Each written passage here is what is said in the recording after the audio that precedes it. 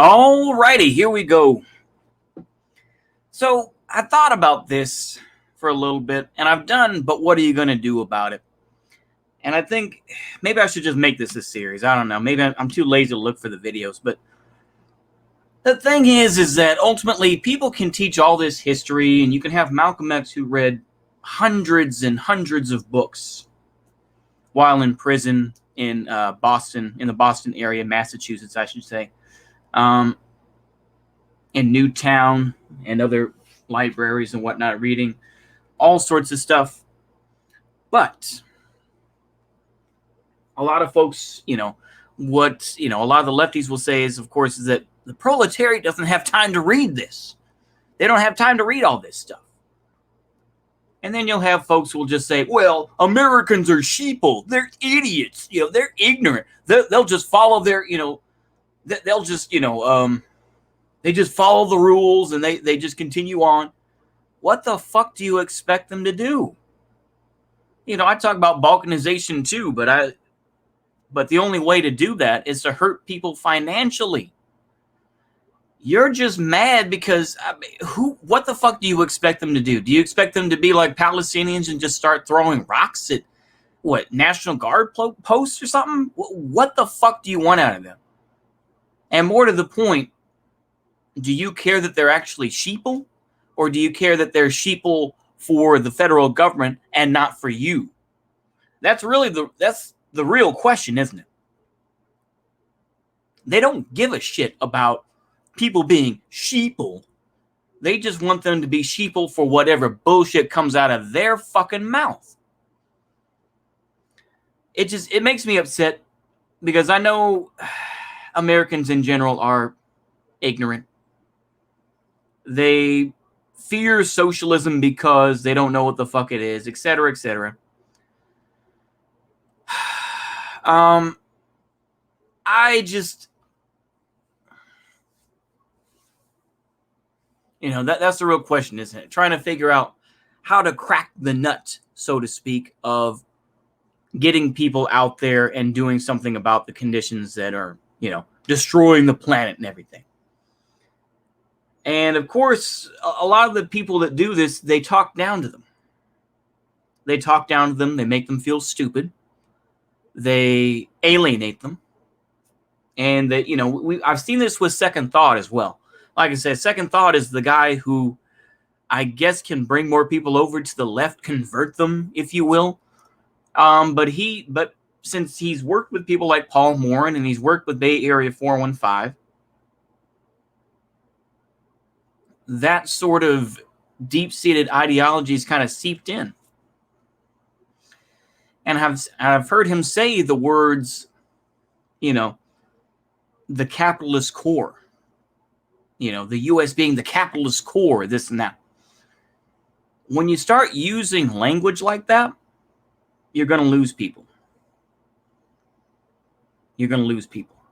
And you're going to lose influence, in my opinion. And of course, they promote doom and gloom. That's all they can promote. Like I say, the right can do plenty of doom and gloom as well. Don't get me wrong.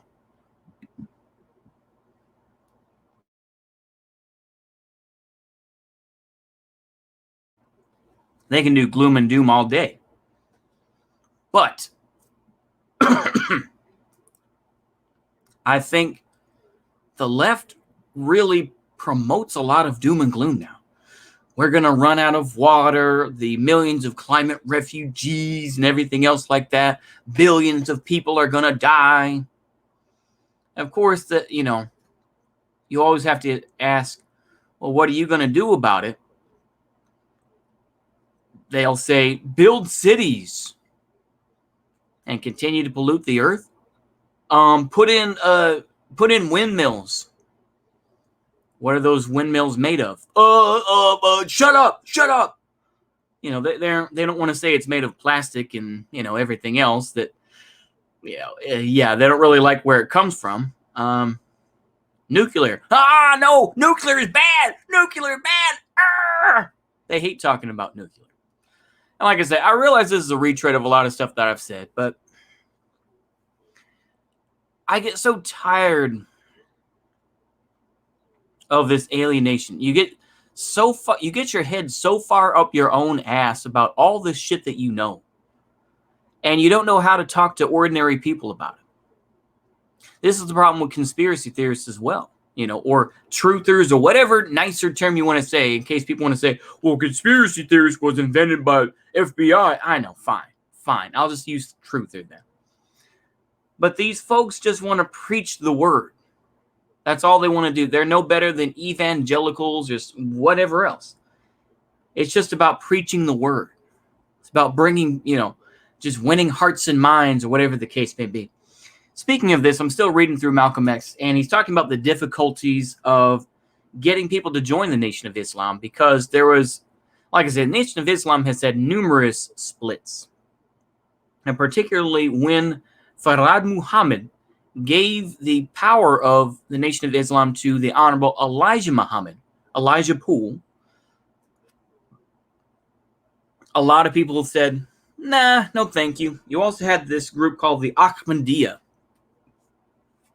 which appealed to a lot of black folks across the United States. The difference is that the Ahmadiyya was much more closer to Orthodox Islam than the Nation of Islam was.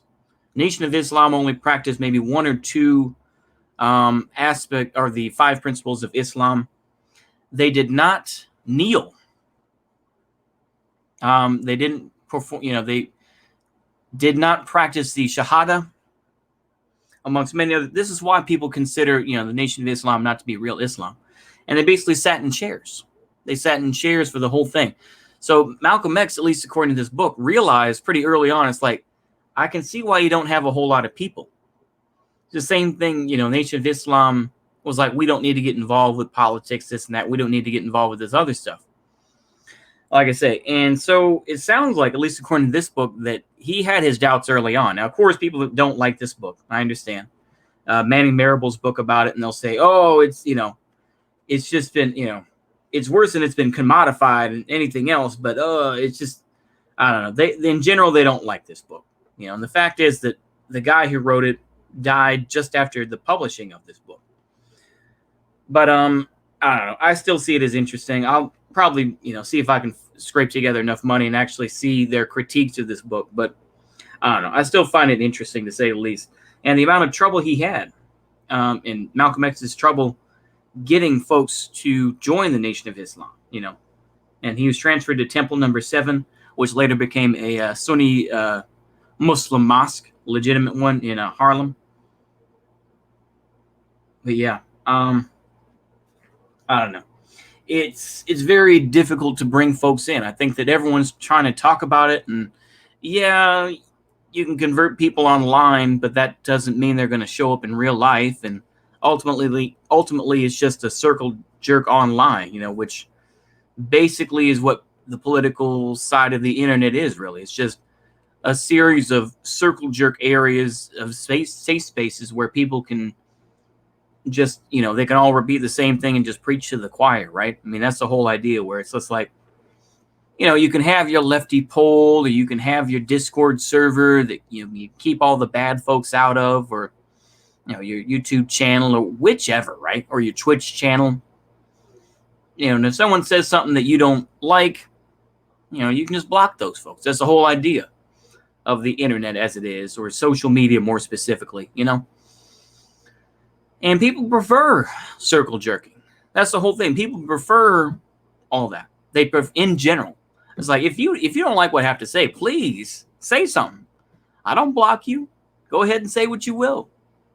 Well, actually, I take that back. There was that guy, Mexican fascist, who did type like "read siege" in a chat, and I'm like, no, I'm not dealing with that. No, goodbye. I know that you want to be edgy, bro, but nah, we're not going to have that. So I take that back. I did ban somebody once, but overall, if you're a Vosh fan and you want to say how I'm wrong, then please go ahead. Tell me why I'm wrong. He doesn't want to talk to me because obviously he's much more about clout. He understands that if he wanted to talk to me, and I've talked to him a couple times, not under this persona or whatever the case may be, but he doesn't want to do that because he doesn't want to give me a platform. Remember deplatforming, right? We don't want to, unless they're really stupid and we can make fun of them easier and I can preach to the choir of my audience and make them laugh. Ha ha. But in general, I think that it's easier to have a group of people who in general agree with you instead of having, a whole lot of disagreements and whatnot. This has happened with politics over time, right? Mensheviks, get the fuck out. People who believe in legitimate Islam within the Nation of Islam, get the fuck out. Socialists in the National Socialist German Workers' Party, get the fuck out, et cetera, right? That's the way it is.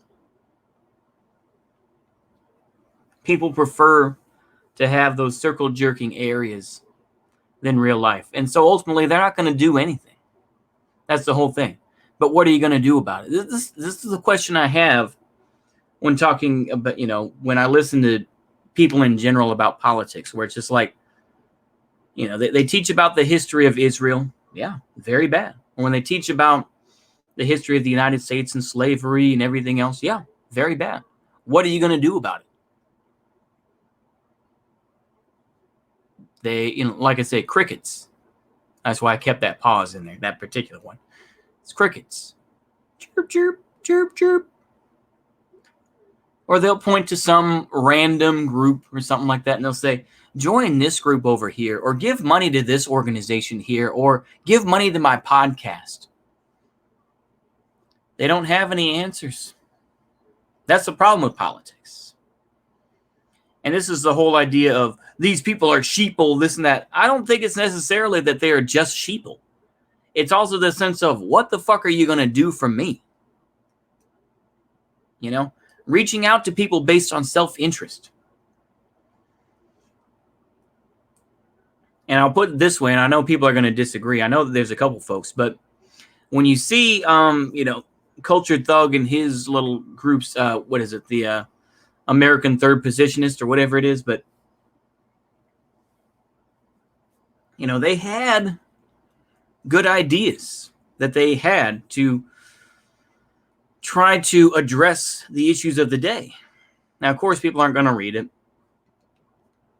And they're going to just say, well, they're fascist, so who cares? Third positionism bad. Overall, it doesn't matter. Because at this point, the shit is going to collapse. And then you're going to have these folks who are protected, who take, people like Vosh, of course, who made enough money from bilking suck Dems and libs and idiotic, I don't like tanky sort of leftists. He's going to bilk them and squeeze them for all it's worth. And he's going to have his nice little place or whatever it is and just say, ha ha, fuck you idiots. I was always a liberal. Ha ha ha. Because you're not going to see his ass out on the street. Now he's talking about canvassing because it went so bad for Destiny with, platforming certain candidates, The thing is, it's just such cope. They really don't have any answers, the left or the right. Neither one of them have an answer. It's just talk. And until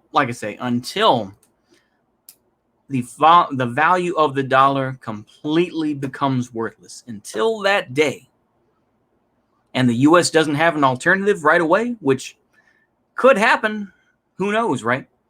But until then there's no point in shilling for, some left-wing group or some right-wing group or whichever. It doesn't matter. They're all just talking shit. So yeah, that's how I feel. Like I say, I feel deflated. I feel like this is why I still promote this idea of don't join groups. And I know I saw one person that was angry saying they're all LARPers, this and that, but I'm a third positionist. It's like, bro, they're going to call you a wignat. They're going to call you all these things. Just because you are upset by that term, get the fuck over it. You either embrace it and be like Eminem and say, I am white. I am a fucking punk. And just say, yeah, be proud of the wignat label. Or you just continue to cope and be like, oh, I'm third positionist. No, third positionist doesn't mean fascist or Nazi. It's something else. It's just like they don't give a fuck. So I don't know. And for the lefties out there, just to give some fair critique, holding up your little flags and shit and saying that you have solidarity with Palestine is nice. But ultimately, unless you have some sort of political power, you're just virtue signaling. And you're not doing anything about the issue. You're just showing, your lip service ideas. And in general, most politics today, right now, is lip service. You don't have any actual power. You don't have any funds on a massive scale. So I don't know what to tell you. God damn, let's just keep it there. Anyway, I hope y'all enjoyed that. See you later and goodbye.